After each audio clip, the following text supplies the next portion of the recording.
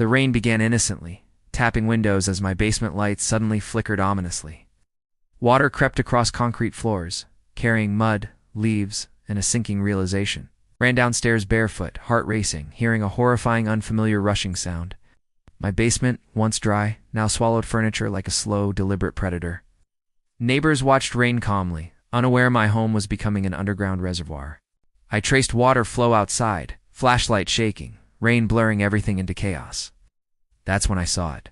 Unmistakable trenches redirecting runoff straight toward my house. Fresh gravel gleamed, newly laid, guiding floodwater with terrifying precision.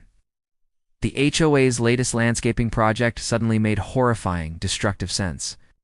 My house sat lowest, a perfect sacrifice to protect everyone else. I emailed the HOA immediately, attaching videos, timestamps, and rising water measurements. Their reply arrived fast, cold, dismissive, blaming unprecedented natural rainfall patterns.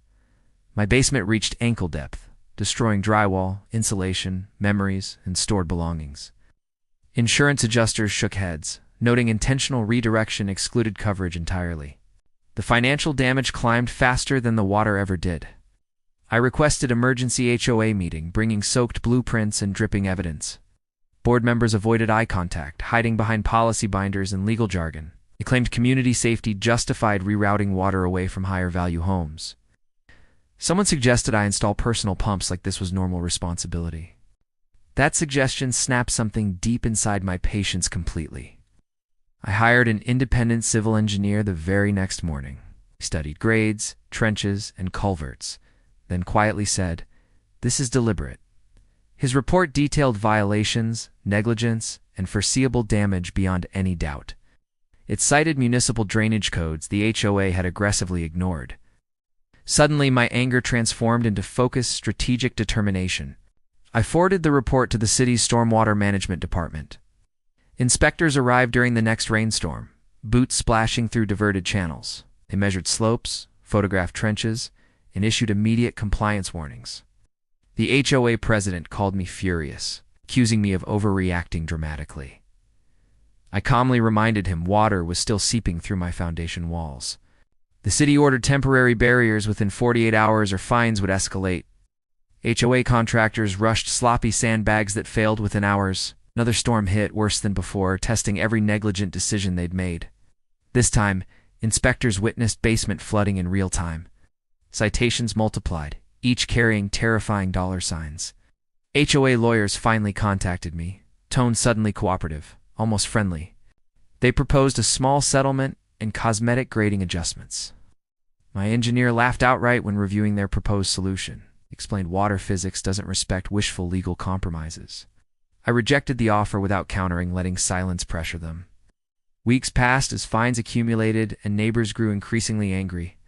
HOA newsletters blamed ongoing drainage disputes without naming me directly. Residents demanded answers as street flooding worsened elsewhere unexpectedly.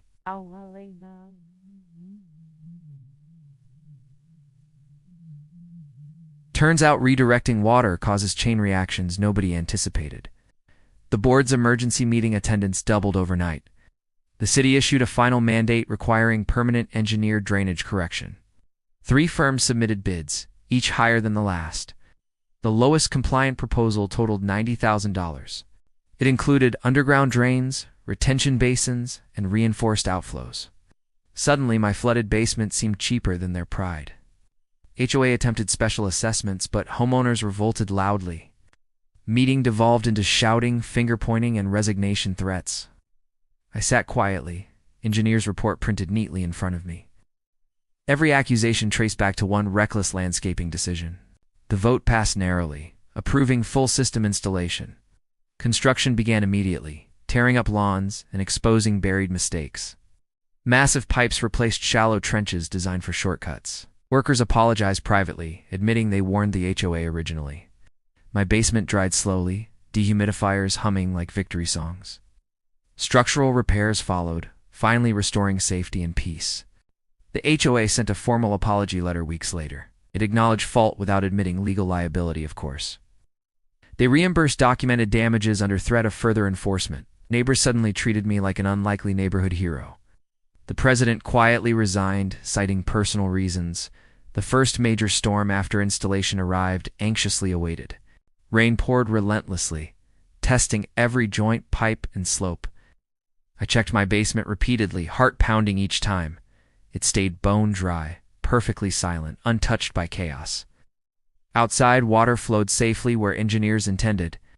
City inspectors certified the system fully compliant and future-proofed. Property values stabilized, lawsuits avoided, lessons painfully learned.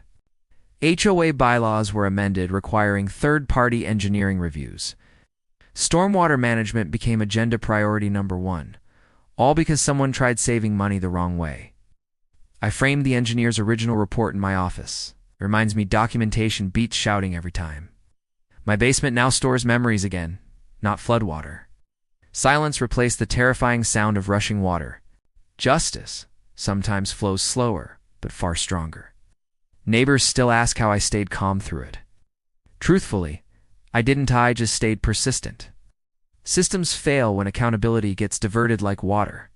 Standing up forced everyone else to stand straighter. My home paid the price first, but benefited last. Storm drains gleam beneath grass. Nobody notices anymore. That's how infrastructure should work. Quiet, boring, reliable. Every rainfall now feels oddly satisfying instead of terrifying. I watch storms with coffee, not flashlights. Dry floors are underrated luxuries you only appreciate once lost. The HOA learned drainage isn't landscaping decoration. Engineers exist for reasons policies can't replace. Shortcuts always find their way downhill eventually. So does responsibility, no matter how redirected.